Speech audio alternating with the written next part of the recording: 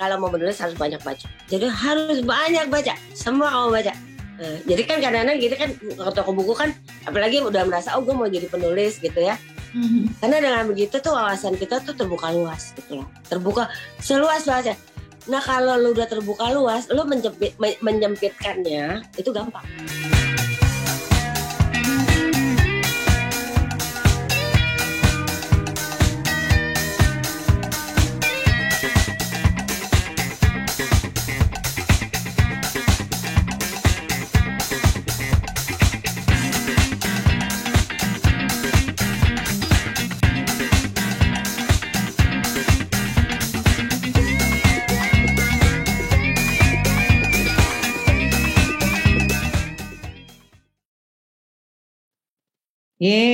Akhirnya dirimu boleh di-unmute nggak? Ya, oke. Udah ya. Akhirnya ketemu. Assalamualaikum warahmatullahi wabarakatuh. Gimana kabarnya Mbak? Baik, kita lagi dingin, makanya aku di luar. Aku di luar, karena itu kan udah malam kan, jam 10. Jadi suami aku masih di office masih dipakai sama dia. Jadi aku di luar aja gitu biar ini juga. Biar lebih santai tapi agak gelap ya. Aku kirim pelukan dari sini ya untuk menghangatkan. Dingin banget nih makanya kayak gini, dingin banget. Iya, Mbak, dirimu kan tadi sudah disebutkan ya profilnya, prestasinya ya, penulis tapi juga aktris tapi juga model. Yang mana duluan sih kemudian jadi sutradara dan nulis skenario lebih dari 1.000 skenario, itu idenya dari mana? Anyway, yang mana dulu nih? Model dulu kah? Aktris dulu kah? Ini mungkin ya, nih Asma mungkin kenal siapa aku, karena kan Asma kan memang penulis ya dari dulu juga kan, udah lama ya, udah eksis sudah lama. Tapi mungkin yang hadir di Zoom ini mungkin generasi yang udah jauh di bawah aku ya, jadi karya-karyanya juga mungkin udah nggak, mereka juga mungkin nggak tahu. So anyway, back to questionnya. Yang mana duluan? Sebenarnya yang duluan itu model. Nah, sesuai tebakanku. Modeling ya, duluan modeling. Modeling itu umur berapa tuh? Modeling itu aku tunggu, sebenarnya nggak juga sih. Asma sebenarnya salah. Nih, sorry saking udah lamanya aku juga lupa.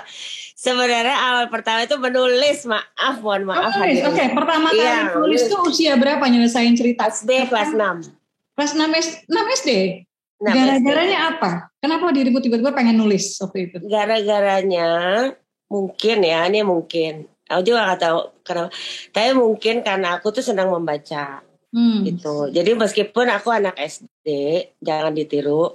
Aku tuh bacanya udah kayak Femina, novel-novel ibu-ibu dan segalanya gitu. Saking kan dulu zaman dulu itu buku bacaannya untuk segmented umur itu nggak banyak, ya kan? Jadi kita terpaksa hanya ya baca koran, baca segala yang bisa dibaca lah yang ada gitu.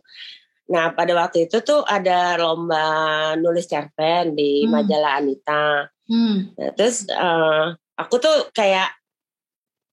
punya cerita di otak aku gitu kan. Nah terus aku bilang coba deh aku ikutan deh gitu kan. Terus aku ikutkan dan itu kan ada persyaratannya ya.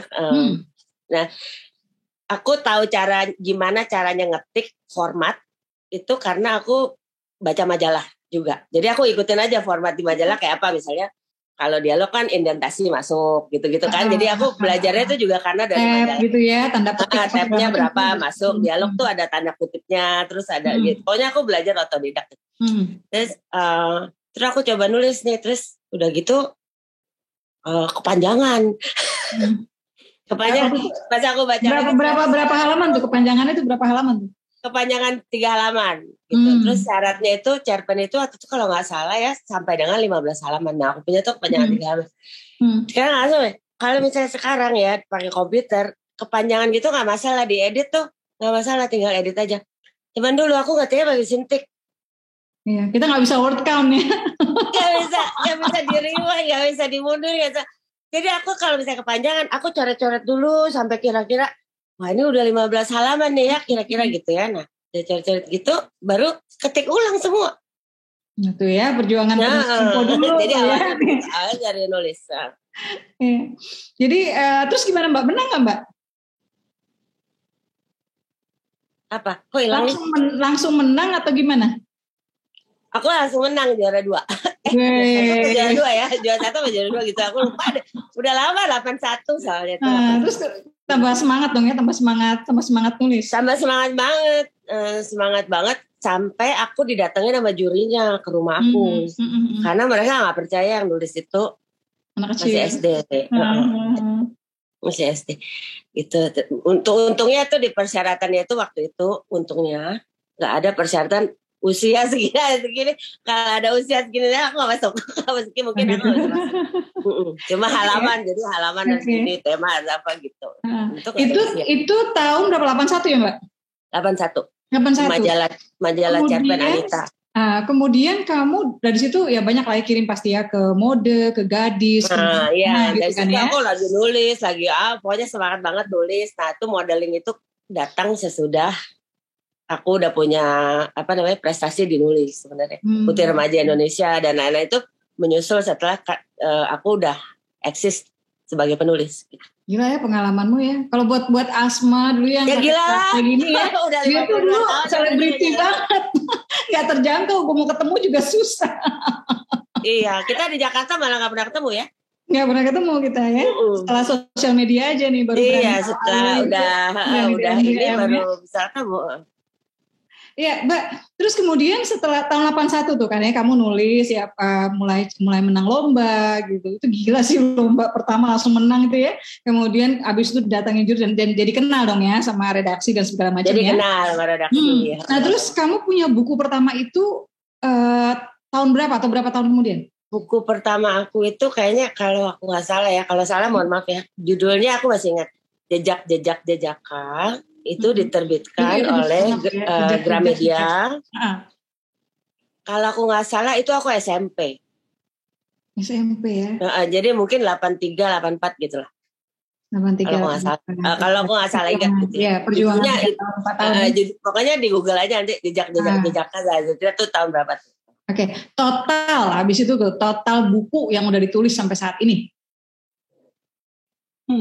Ini membuat Asma Nadia tidak produktif ya, kayak penulis malas ya. Kayaknya lebih sedikit dari Asma deh. Lebih dekat. Karena kamu skenario-nya nggak dihitung ya. Kalau skenario semua dihitung udah ada. Kalau novel ya jauh. Aku kayaknya berapa ya paling. Aku novel juga cuma belasan sih Mbak. Sama lah, aku juga belasan lah kira-kira. Yang lainnya kan tulisan belasan lah. Menurut feeling aku nggak sampai 20. Nggak sampai 20. Tapi kalau dengan kumpulan cerpen, dengan apa? Kalau itu nggak kehitung. Kalau itu nggak kehitung. Ya itu dia. Asma Nadia jadi kayak penulis males tuh ya. Oke. Enggak lah. Beda zamannya. Dulu kan penulis nggak banyak. Sekarang kan penulis banyak ya. Alhamdulillah banyak ya. Berarti banyak bakat-bakat penulis itu banyak. Masalahnya sekarang medianya juga banyak. Jadi nggak terfokus. Kayak dulu kan udah penulisnya dikit, medianya juga kan majalah aja, nggak ada sosial media, online digital nggak ada. Jadi begitu jerat satu kali kamu terkenal, itu terkenalnya gampang banget. Aku tuh kalau karena medianya fokus hanya cetak aja. Saudara Zetira gitu kalau udah. Iya, TV aja belum ada. Dulu kan baru ada TVRI, ya kan? Nah, jadi kalau untuk maksudnya sekali berprestasi itu untuk terkenalnya tuh lebih gampang dulu. Gitu. Jadi kalau sekarang nggak ada ya, kan penulis-penulis yang ngalamin angkatan kamu juga nggak segampang itu. Masa sih? Gitu ya. Terus kemudian apa nih? Apa yang ngedrive kamu untuk kan ini ya udah jadi Putri Indonesia, udah jadi udah nulis cerita, udah ngetop ini segala macam, modeling juga, aktris juga gitu ya. Apa yang bikin kamu tiba-tiba pengen lanjutnya ke skenario, kemudian ke directing? Itu apa ya?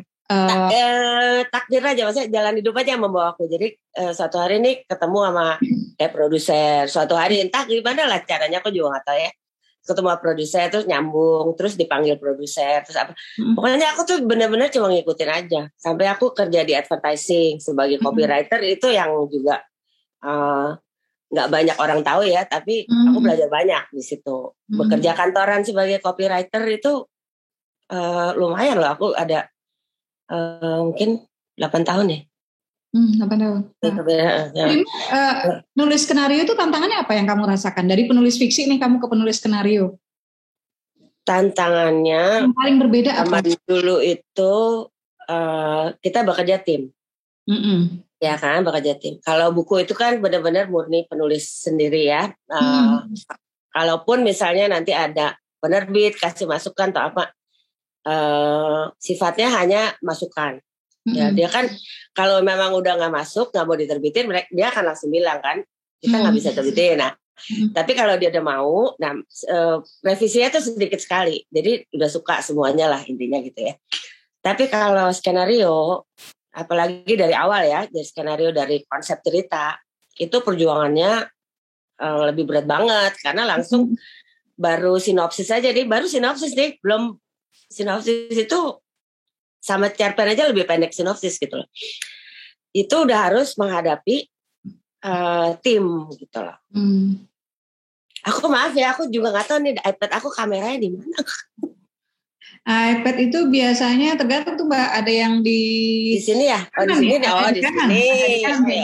Mbak, by the way, waktu kamu bikin skenario itu ceritanya dari buku kamu atau cerita lain yang digagas, maksudnya diberikan yang kamu harus kembangin jadi skenario? Aku skenario cerita orang lain. Awalnya bukan buku aku. Karena terus tantangannya apa sih Mbak? Gimana sih supaya kita jadi penulis nih? Karena gini, penulis fiksi kan teman-teman banyak juga yang pengen ke skenario kan gitu ya. Itu kan sesuatu yang dunia yang berbeda. Yang satu tuh visual banget gitu ya. Gimana kita melatih visual kita ya, memindahkan? Harus banyak nonton film. Jadi gini, kalau nulis buku harus banyak baca buku. Kalau mau nulis skenario harus banyak nonton film.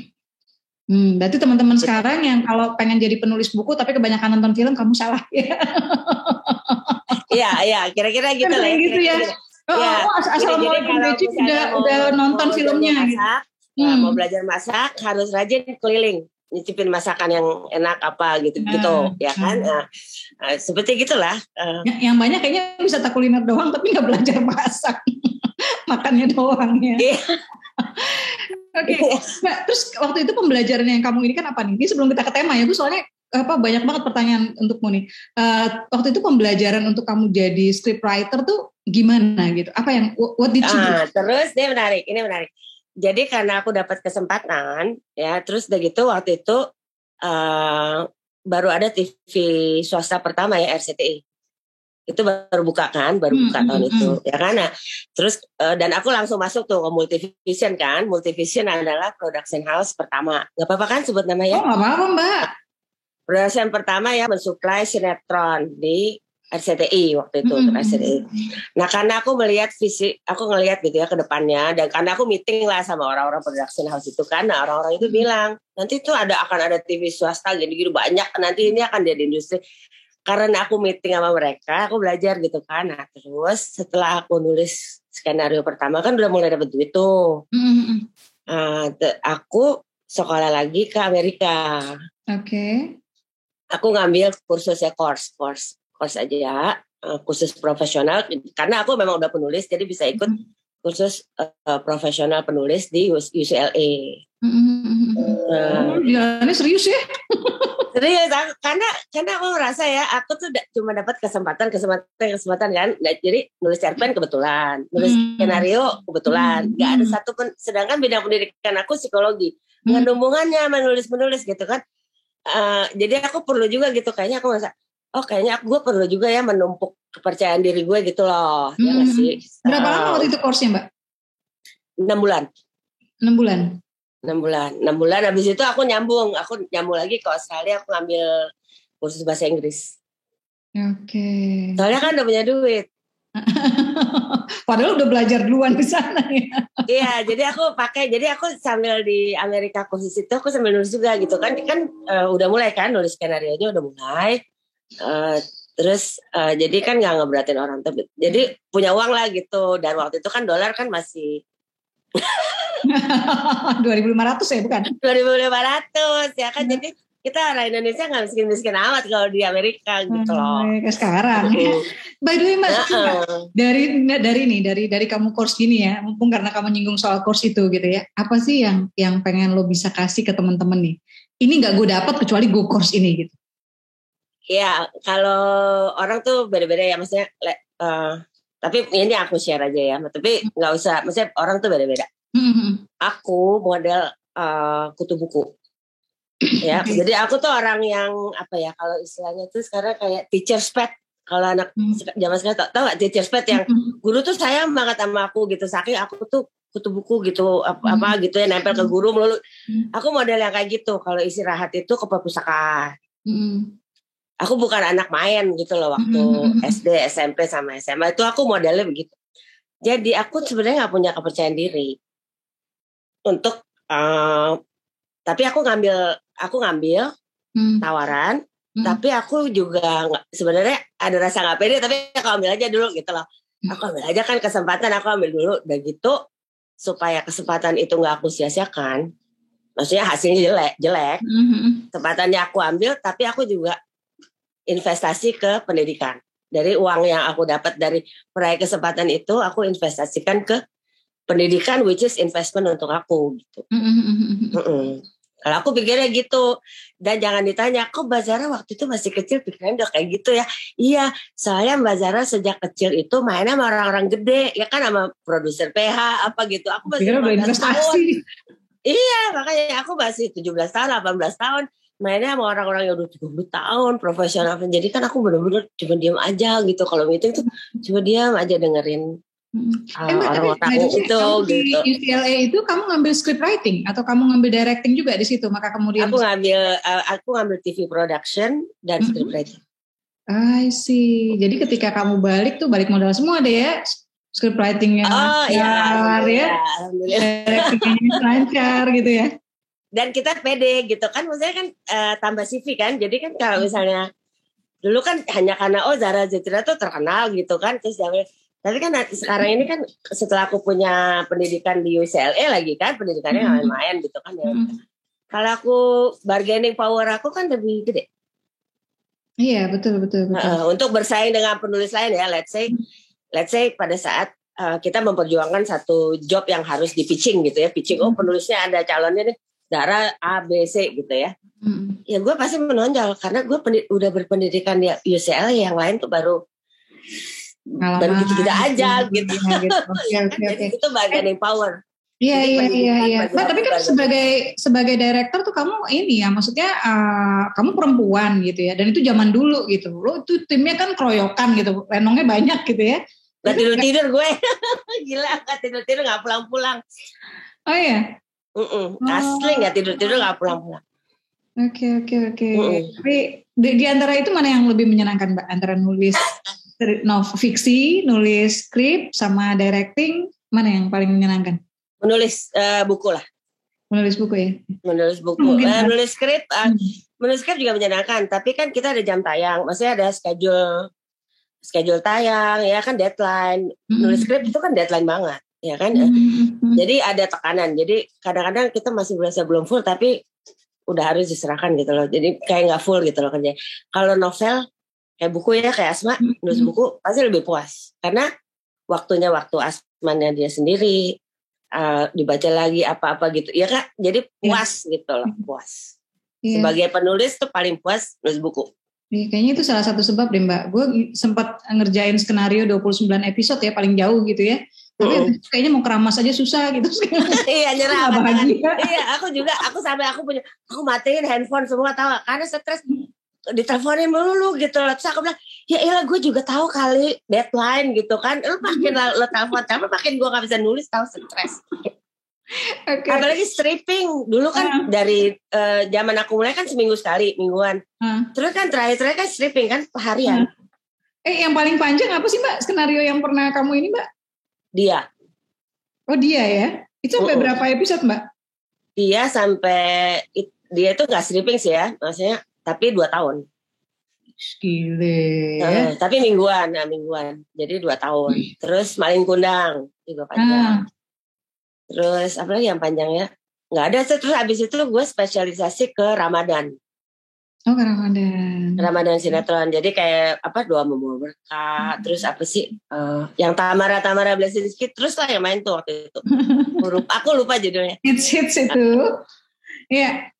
Karena aku merasa lebih, kalau Ramadan itu persiapan kita lebih lama. Jadi untuk sinetron Ramadan itu udah disiapin, let's say misalnya Ramadannya Juni, kita udah siap-siap tuh dari Maret. Iya, 4 bulan. Jadi aku ada napas, jadi nulisnya tuh nggak diuber-uber gitu. Iya. Terus kamu sekarang? Aku ambil Ramadan aja deh, aku bilang. Soalnya enak nulisnya nggak diuber-uber, jadi kayak bisa maksimal gitu loh. Kalau ngambil sinetron yang mingguan, gue deg-degan, gue bilang itu bisa. Ya sih, duitnya banyak, gue bilang. Tapi sport jantung. Mbak, dirimu sekarang di Aussie ya? Apa New Zealand ya? Di Aussie. Di Aussie. Di Brisbane. Di Brisbane. Oh, Brisbane. Ya Allah, Mbak, keponakan gue di Brisbane itu. Berarti gue kalau nengokin dia bisa ketemu lo ya? Gue sana, kenalin nama aku, keponakan suruh main ke rumahku. Oke, Mbak, ini ya, oke. Sekarang kita masuk nih ke tema nih ya. Kenapa sih kamu ngusulin nih untuk malam ini kita bahas soal UU ITE gitu. Jadi gimana nulis aman gitu ya. Kenapa sih sedikit latar belakang nih gitu ya. Kalau yang gak ikutan Twitter ya. Jadi gini, UU ITE ini gini. Jadi ya kita semua kayaknya udah tahu lah ya. Gak usah dijelasin. Sejak yang aku rasakan itu kan sejak Pilpres itu ya kan. Sejujurnya lah ya. Terus kita terbelah menjadi cebong dan kampret ya. Ini teman-teman jangan pada sensitif ya. Ini kita ngomongin jangan pada sensitif ya. Ini udah selesai. Kalau aku udah selesai gitu. Tapi kan masih banyak berlanjut kan. Terus dan pemilunya 2 kali lagi dengan kontesan yang sama pula ya nggak sih kan sama kontesannya gitu. Jadi kan semakin udah 2 kali pemilu itu udah 10 tahun ya terbelahnya kayak gitu. Terus udah gitu on top of that sekarang ini kan ya kalian lihat aja lah di media-media sosial apa ya gitu itu kan gampang sekali orang terkena orang menyinggung. Jadi misalnya aku menyinggung Mbak Asma langsung bisa melaporkan aku dengan alih-alih UU ITE. Ya kan misalnya aku bilang sesuatu yang nggak menyenangkan Mbak Asma UU ITE karena aku ngomongnya tuh di media sosial gitu. Ya, aku langsung jadi kalau aku komen di media sosial siapapun yang merasa tersinggung itu langsung bisa melaporkan aku dengan tuduhan UU ITE karena aku ngomongnya di media sosial gitu. Ya kan? Dan banyak kan artis juga banyak kan sekarang yang saling melaporkan ya nggak sih kayak yang baru-baru boleh sebut apa nggak kayak Ayu Ting Ting benar nggak? Ya kan? Jadi kayaknya gampang banget. Jadi orang komen di media sosial terus langsung bisa dilaporin gitu. Ya, dan itu kita bicara soal Twitter yang cuma sekitar berapa ya 100 dulu sih 140 karakter sekarang udah lebih panjangan gitu ya. Tapi iya di Twitter di Facebook juga sama. Gimana lagi ceritanya kalau teman-teman ini nulisnya novel gitu ya kemungkinan. Betul ya. Jadi aku bilang kita nulis berapa kalimat yang terbatas di Twitter aja hanya berapa karakter itu bisa menyinggung orang dan itu bisa dilaporin. Apalagi kalau novel, ya kan novel itu 1 A4 aja berapa kata? Ya kalau novel mungkin kira-kira 48.000 kata, 60.000 kata gitu ya. Kalau nggak salah. Jadi tips amannya gimana nih Mbak? Tips aman untuk penulis nih di era sekarang nih biar nggak kena kesandung UU ITE. Gini, pertama tips amannya adalah yang paling penting menurut aku adalah kamu jangan punya jejak digital pernah dukung si A atau si B atau si C gitu. Udah gak terlambat jujur benar itu jujur banget gitu ya. Jadi gini, misalnya lo jualan risoles, jualan makanan, udah lo jangan ikutan politik gitu. Kayaknya sekarang harus begitu gitu. Kayaknya sekarang harus begitu. Misalnya Anda nulis misalnya Anda pemain film atau apa, sebaiknya Anda gak usah ikut politik karena nanti bisa mempengaruhi karir Anda kan dengan keadaan kayak gini. Apalagi penulis, seharusnya penulis itu udahlah kita netral aja gitu ya, maksudnya harus netral supaya nanti kalau nulis apapun ya paling misalnya ada orang yang tersinggung tapi mungkin nggak akan sampai ke Barisskrim gitu loh. ya nggak sih jadi pokoknya susah lah. Jadi aku juga bingung ya, maksudnya soal nama aja bisa nyinggung orang loh. Nah tapi berarti kan kayak di tulisan itu kayak misalnya nih kalau teman-teman nih apa sih yang do's and don'ts-nya Dan? Do's and don'ts-nya carilah misalnya kamu bikin karakter ya, misalnya gini, oke lah, misalnya gue bikin karakter itu, gue kalau bikin karakter gue selalu ada orangnya beneran. Oke. Ya, jadi gue nggak bikin, jadi gue lebih gampang gitu kan. Misalnya gini, oh aku mau bikin nih karakternya nih Asma Nadia nih yang mau gue masukin nih di novel gitu ya. Sebaiknya don'ts-nya adalah jangan pakai nama yang menyerempet-nyerempet Asma Nadia gitu ya kan, nanti orangnya jangan Asma Nidaa, jangan. Nah, itu bisa dihubungin gitu. Jadi kalau misalnya ambil karakter Asma Nadia, pakailah namanya Sofia. Ya kan, supaya nggak bisa dikait-kaitkan gitu loh. Gitu. Jadi dari mulai nama ya satu itu satu itu. Dan kedua mungkin kayaknya aku nggak bisa kasih saran ya, soalnya aku sendiri takut gimana Asma. Enggak lah, dirimu kalau salah kan dus. Aku aja belum ada jalan keluarnya. Nggak gitu. Boleh ini ya, kita nggak boleh nyebut lembaga, boleh nggak sih nyebut lembaga? Ya, nyebut lembaga, nyebut nama tempat, nyebut.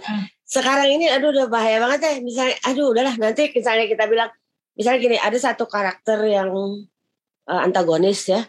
Misalnya kita bikin satu karakter antagonis.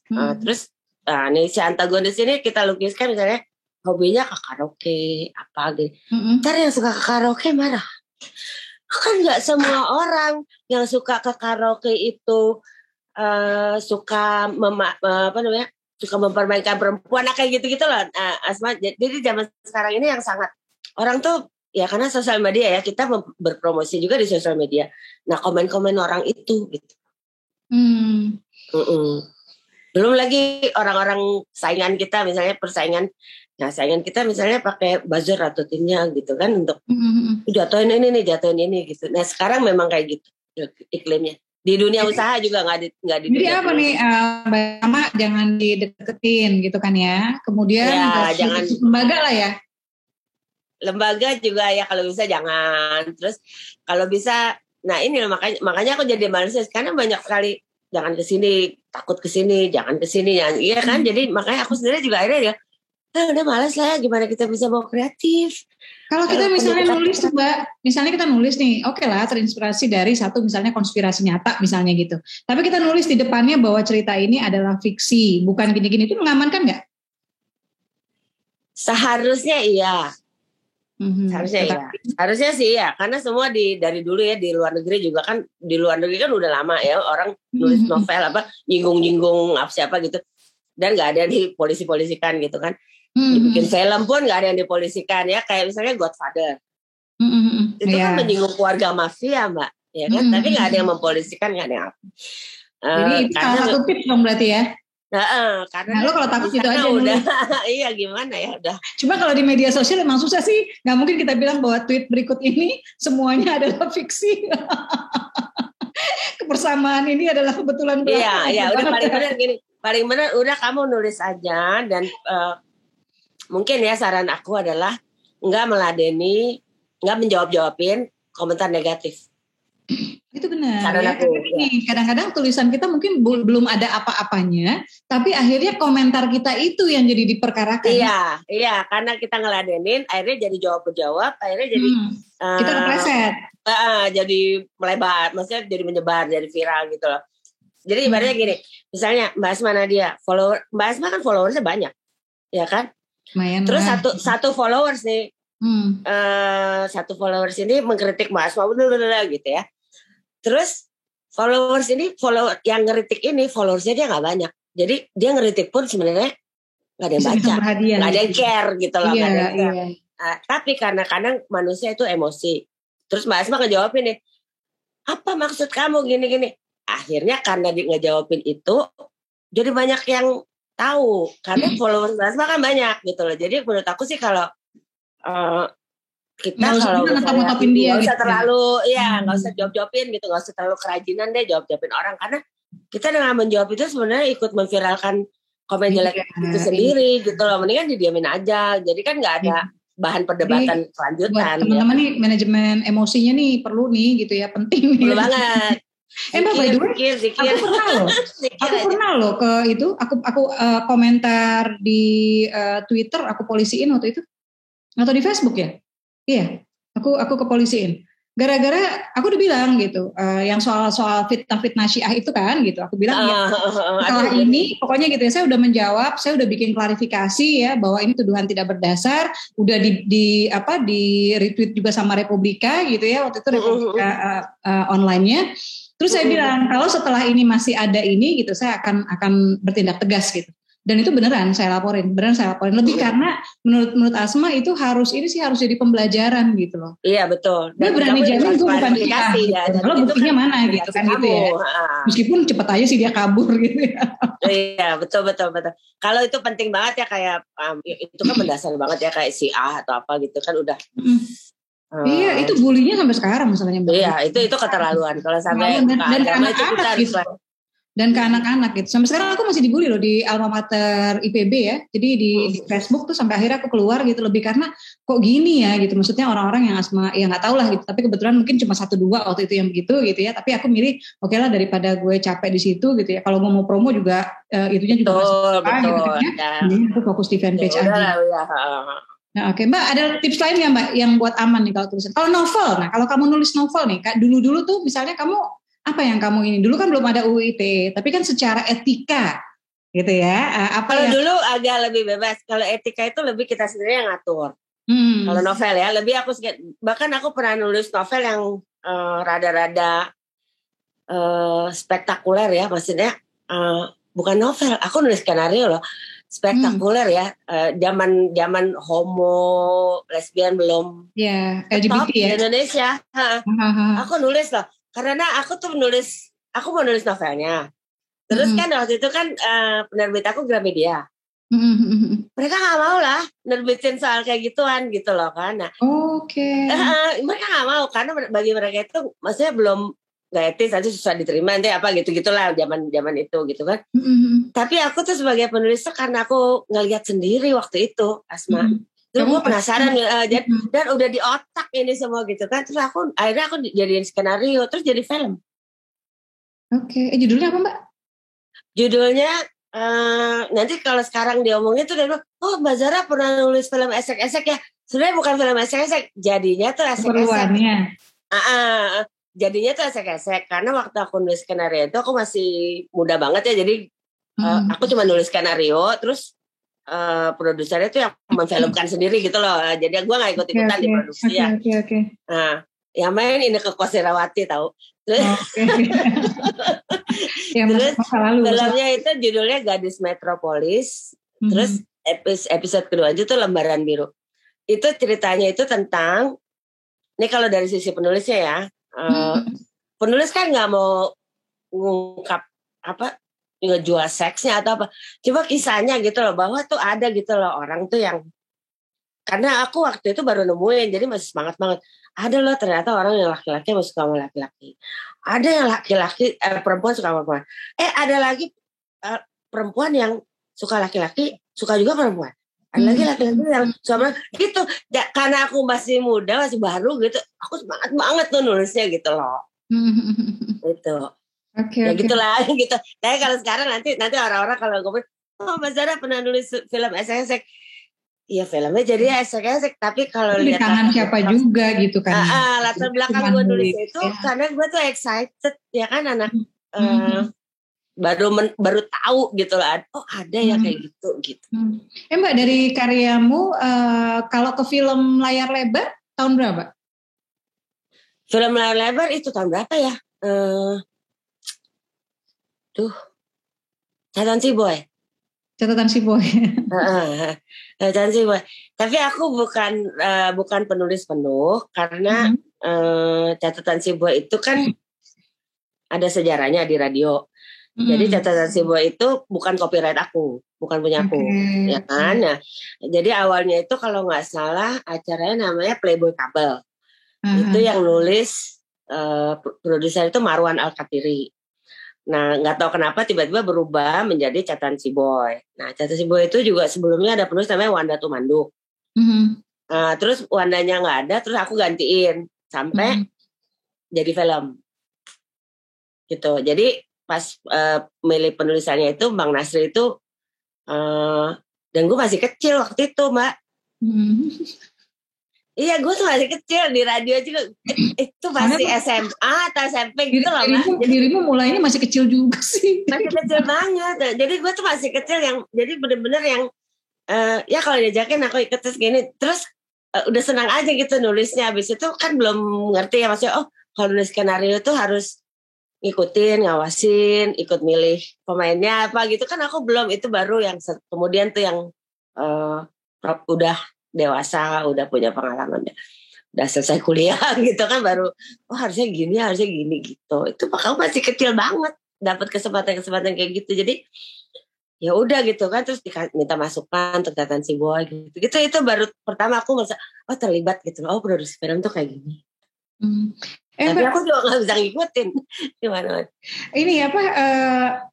Kalau sekarang nih gitu dengan zaman yang berbeda gitu ya, nasihat apa sih yang bisa kamu share gitu loh ke teman-teman yang pengen jadi penulis saat ini? Karena gini, dari sini tuh teman-teman, Mbak kita lewat dikit waktunya nggak apa-apa ya, jangan tidur dulu. Nggak apa-apa, udah ngantuk nih. Di sini udah jam berapa nih? Udah jam. Sorry ya. Yang pengen kamu share nih ke teman-teman di sini dari Sabang sampai Merauke. Biasanya pesertanya tuh ada yang dari ada dari Sulawesi, dari mana? Nggak ada cewek, ada cowok ya? Ada cewek, ada cowok, random lah, agama semua, pokoknya ini multi ya. Alhamdulillah. Nah, gimana Mbak? Apa Mbak yang bisa kamu kasih nih ke mereka? Untuk penulis pemula ya, mungkin kira-kira gini. Ya pertama saran aku mungkin agak konvensional ya, saran mama zaman dulu. Kalau mau menulis harus banyak baca. Jadi harus banyak baca. Semua kamu baca. Buku yang kayaknya judulnya ini judul apa nih, kampungan, baca. Jadi kan kadang-kadang gitu kan ke toko buku kan, apalagi udah merasa gue mau jadi penulis gitu ya. Terus kan milih kan bukunya, ini gak level gue, kan gue penulis gitu loh. Jangan kayak gitu. Baca. Semua lo baca. Aku gitu. Aku yang buku-buku yang gak jelas gitu aku baca. Semua aku baca. Zaman dulu. Semua aku baca. Semua baca gitu lah. Nah, karena yang aku dalamin gitu ya, teori ini dari diri aku sendiri. Karena dengan begitu tuh wawasan kita tuh terbuka luas gitu loh. Terbuka seluas-luasnya. Nah kalau lu udah terbuka luas, lu menyempitkannya itu gampang. Jadi kalau wawasan udah luas sedunia ya, tinggal lu memfilter itu gampang sekali. Itu benar banget tuh. Kalau wawasan udah sempit, apalagi yang mau difilter. Nah kalau wawasan udah sempit, lu mau diapain lagi udah segitu gitu loh. Benar nggak? Ya kan? Ya. Kalau wawasan udah luas, lu tinggal sempitkan. Fokus itu gampang. Tapi wawasan itu udah luas, tinggal nyempitin itu gampang. Melebarkan itu susah. Oke, apalagi Mbak, apa nih? Pertama baca, oke. Terus yang kedua, lo kalau dulu waktu nulis itu rutin gak sih setiap hari nulis atau gimana? Rutinitas penting gak bagi penulis? Setiap hari aku nulis buku harian sampai hari ini. Nah, sampai hari ini? Sampai hari ini, aku masih nulis. Karena aku orang yang memang apa ya, aku mengekspresikan semua tuh ke dalam tulisan gitu. Jadi kayak, let's say kan udah berumah tangga udah gini. Misalnya aku keselnya sama suami aku gak bisa marah. Aku keselnya tuh aku tulis aja gitu lah. Aku keselnya kayak ini gini gitu. Pokoknya aku tulis gitu lah. Terus bagusnya gini. Nah, bagusnya kan itu aku tulis. Kan gak menjadi kata-kata yang aku ucapkan ke dia saat marah. Nah, itu sisi positif. Jadi gak ada gini ya, gak ada ceritanya kalau mau tahu alasan saya marah, baca tuh buku yang ke catatan harian. Iya, akhirnya aku jadi kayak gitu. Akhirnya kalau misalnya kan udah selesai nih, kan kita marah paling berapa sih ya, 3 hari 4 hari gitu ya gitu. Habis itu biasa lagi gitu. Terus nanti misalnya dia nanya, "Ma kemarin kenapa sih gini. So aku kasih lihat ya nih. Hal gitu. Nih baca aja, aku bilang. Nah ini perasaan aku waktu hari itu, aku bilang gitu. Tapi kan gak terucap. Jadi kalau terucap orang dengar dia ingat samanya. Tapi kalau dia baca itu cuman kayak baca novel, apalagi yang tulisan Zara Zetira.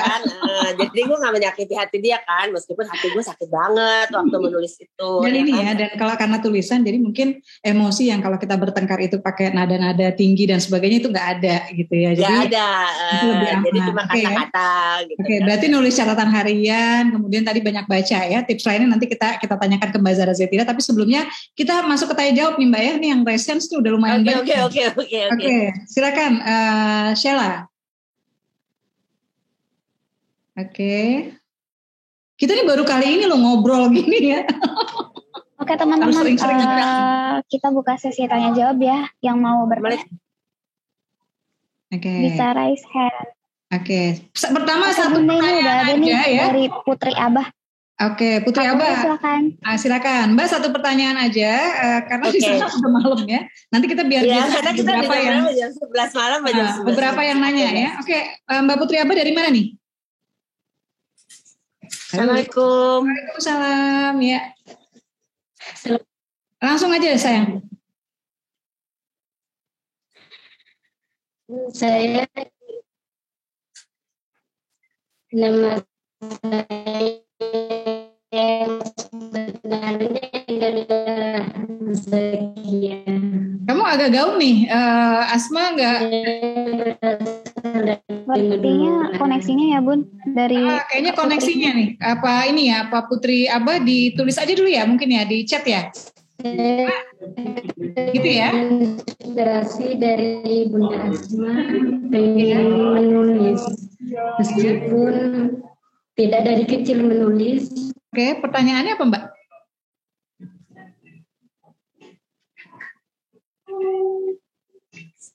Signaling. Oke, kita lanjut yang lain dulu. Ada Kak Iqbal Maulana nih, Bun. Silakan Kak Iqbal. Silakan. Iqbal tuh yang ceria bukan sih? Bisa. Itu moderatornya cantik amat, aku baru lihat. Iya nih, cantik nih kayak anak SMP. Iya. Mau izin bertanya Kak Asma. Silakan. Iqbal, kamu dari Banten ya? Iya, saya dari Tangerang Kak. Dari Tangerang, oke. Pertanyaannya apa? Ini Kak, saya kan lagi proses buat novel nih ya, ceritanya kisah cinta saya pribadi gitu. Nah kalau misalkan kita pakai nama samaran, boleh apa enggak sih Kak? Ya, oke. Dan terus untuk menuliskannya itu apakah sesuai dengan kejadian nyatanya atau boleh kita fiksikan seperti itu? Oke. Jadi nulis dari pengalaman ya, boleh harus sesuai dengan kejadian nyata atau boleh kita fiksikan, boleh pakai nama pena atau enggak? Silakan Mbak Zara. Nanya ke Mbak Asma deh kayaknya dia. Enggak, nanya ke dirimu lah. Nanya masih gampang ya. Ini jauh nih. Nah, silakan Mbak Zara.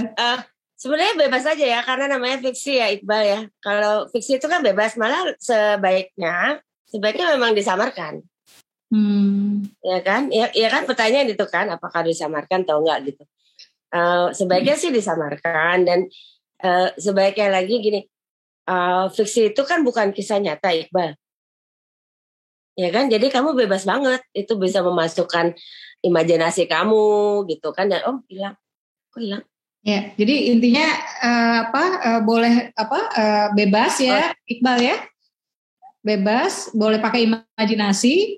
Gitu, jadi nama pena nggak masalah ya Mbak Zara ya? Iya, nama pena nggak masalah lah. Nama pena tuh nama pena aku sesuai catatan ini akte kelahiranku. Nggak ada yang dirubah. Cara Zitira ZR tuh asli. Oh gitu. Nama itu pemberian orang tua, jangan diganti-ganti. Nggak, nama pena nggak apa-apa Mbak. Iya, nama pena nggak apa-apa sih. Tapi nama dirimu itu nama kalau bisa sih sebenarnya ngapain diganti juga gitu loh. Maksudnya kan yang diganti itu nama, misalnya itu kan kisah nyata. Yang diganti itu nama tokohnya aja. Iya, oke. Ya. Terus gitu ya. Siapa tadi namanya? Iqbal ya. Oke, makasih Iqbal. Oke, pertanyaan berikutnya, Sheila. Yang kedua ada Maulidia nih Bun. Silakan Kak Maulidia. Ya, silakan Mbak. Ya. Makasih. Assalamualaikum. Waalaikumsalam warahmatullahi wabarakatuh. Waalaikumsalam warahmatullahi wabarakatuh. Ya, silakan. Alhamdulillah kembali ketemu sama Mbak Asma. Sekarang sama Mbak Zara. Ini saya dari Padang Panjang. Ya. Jadi yang mau saya tanyakan kepada Mbak Zara, ini kan dari tahun 90-an saya udah lihat sinetron beliau banyak gitu ya. Gimana sih tips untuk konsisten nulis dari Mbak Zara? Soalnya ketika nulis gitu kan. Siap. Kayaknya susah banget gitu buat konsisten. Terus idenya ada aja kayaknya Mbak Zara ya. Nah, gitu aja Mbak. Makasih. Gitu. Makasih Mbak Maulida. tips konsisten menulis. Nah, terus biar nggak kehabisan ide gitu. Nah, kalau aku konsisten menulis karena aku emang yang tadi ya, aku udah bilang sama Kak Asma, aku orangnya apa-apa aku tulis. Aku dimarahin ibu aku tulis. Aku ada masalah pun dari kecil aku tuh nulis gitu. Dan sampai hari ini aku nulis, jadi nggak marah tapi nulis gitu loh. Nah, suatu hari semua yang kita tulis itu perasaan kita ya, kehidupan kita yang kita alami gitu ya. Itu suatu hari kalau dibaca lagi itu bisa jadi bahan tulisan. Kalau kamu baca lagi nih, jadi kamu baca lagi catatan kamu sendiri, itu bisa menjadi bahan, bisa jadi sinopsis untuk sebuah tulisan, pasti. Jadi pada saat kejadian, misalnya gini nih, jadi gini, misalnya anak-anak muda sekarang itu kan menganggapnya gini, momen-momen penting adalah waktu diputusin pacar, itu katanya penting gitu. Terus pada saat kamu masak nasi goreng gosong, menurut kamu nggak penting, gosong buang aja. Padahal itu bisa jadi sesuatu yang penting gitu loh. Jadi tulis aja semua kalau bikin nasi goreng gosong. Gosongnya kok bisa gosong ya? Padahal gue udah gini. Lebih baik kamu tulis daripada kamu ngechat teman-teman. Kok gue bikin nasi goreng gosong? Lebih baik ditulis aja tuh, ditulis.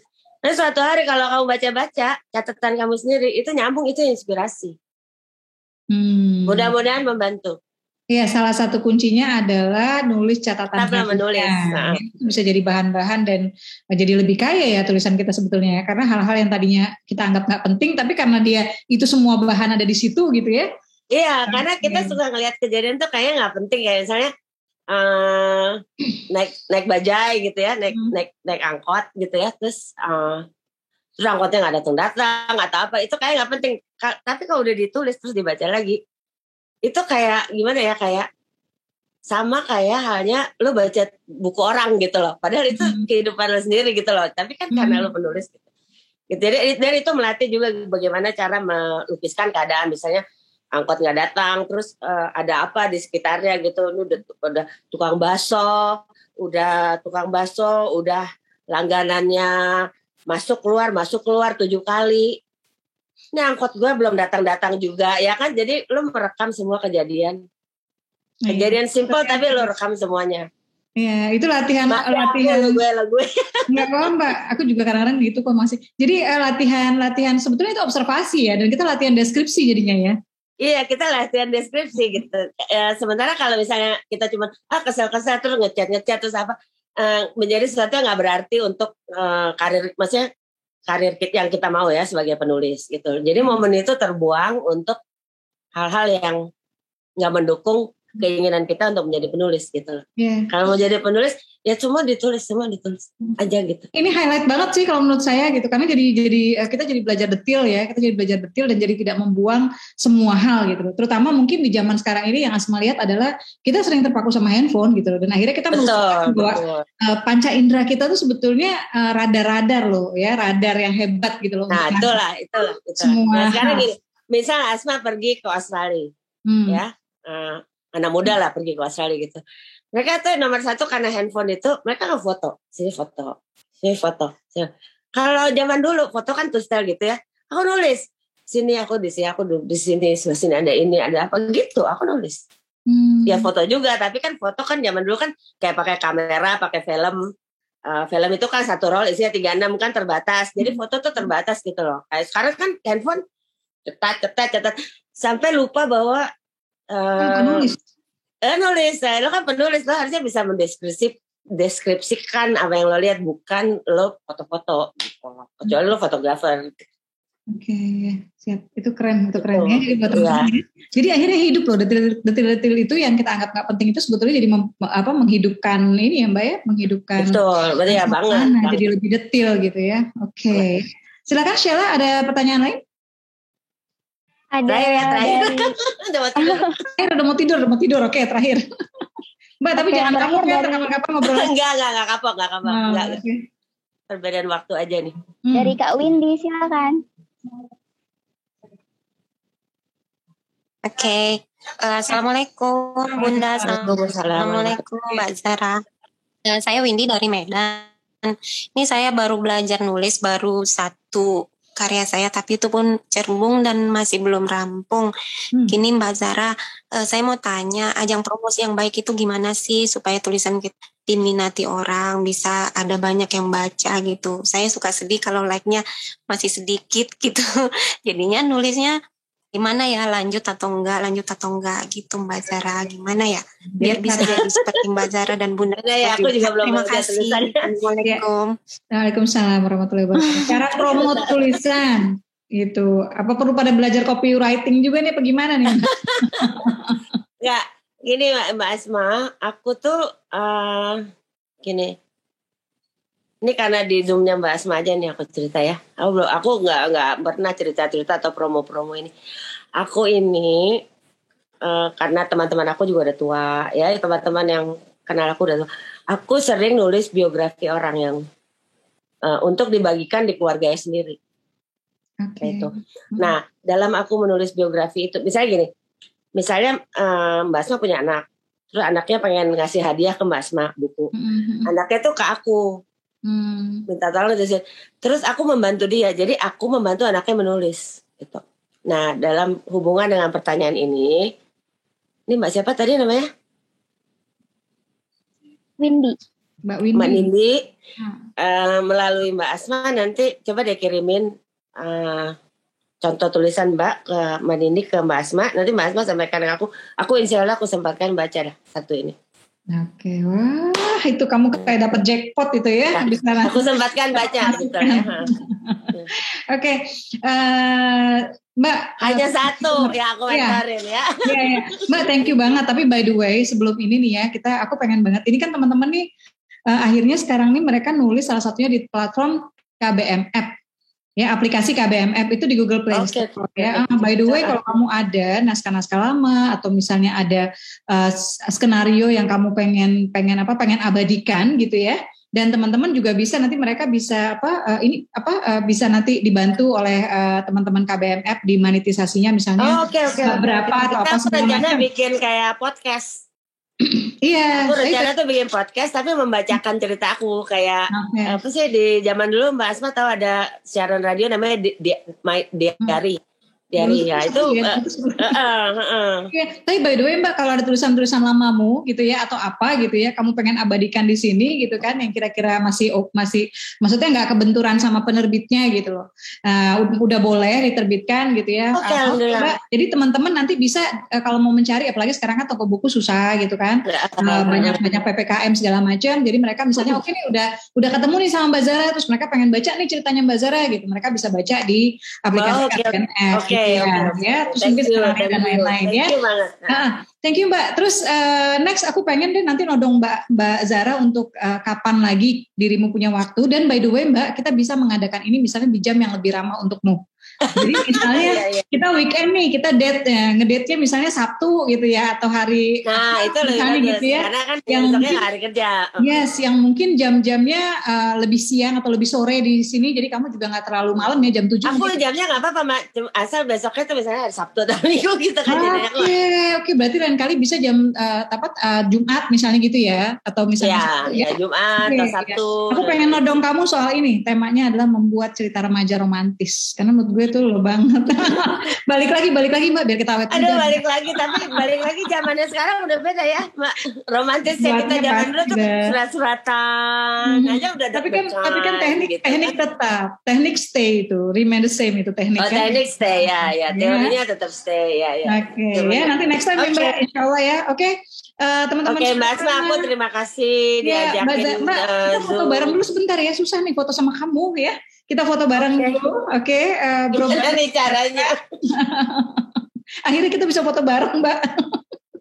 Tapi di sini kita foto bareng. Terima kasih buat semuanya. Lebih kurangnya Asma, mohon maaf lahir batin ya. Mudah-mudahan menguatkan semangat dan ikuti terus acara Belajar dari Bintang ini. Ini momen gratis. Kamu bisa belajar dari banyak legend ya. Salah satunya seperti Mbak Zara Zetira ini ya. Legend. Lo tuh legend banget lagi Mbak gitu ya. Jadi ini rezeki buat teman-teman dan jangan lewatkan. Insya Allah yang berikutnya kita dengan Uda Ivan Lanin, tapi harinya kalau saya nggak salah hari Ahad. Ya nanti ada pengumumannya. Mbak Zara kita foto bareng ya Mbak ya. Maafin Asma kalau ada yang salah atau Oke, foto bareng. Terus nanti kasih ya fotonya. Ya, siap. Silakan Bro Bahrul. Ya, teman-teman semua silakan bisa on cam ya. Hidupkan kameranya. Kita foto bersama dan masing-masing bisa screenshot dan share di akun medsos masing-masing ya. Oke, siap untuk halaman pertama. Hitungan 3, salam literasi semuanya. Oke, berikan senyum yang terbaik. 1, 2, 3. Oke, halaman kedua, tahan sebentar. Siap, hitungan 3. 1, 2, 3. Sekali lagi, halaman ketiga. Ya, hitungan 3 teman-teman semua. 1, 2, oke, tahan. 3. Ya. Oke, sehat-sehat terus Mbak Zara. Terima kasih waktunya buat kami semua. Thank you adik-adik semua.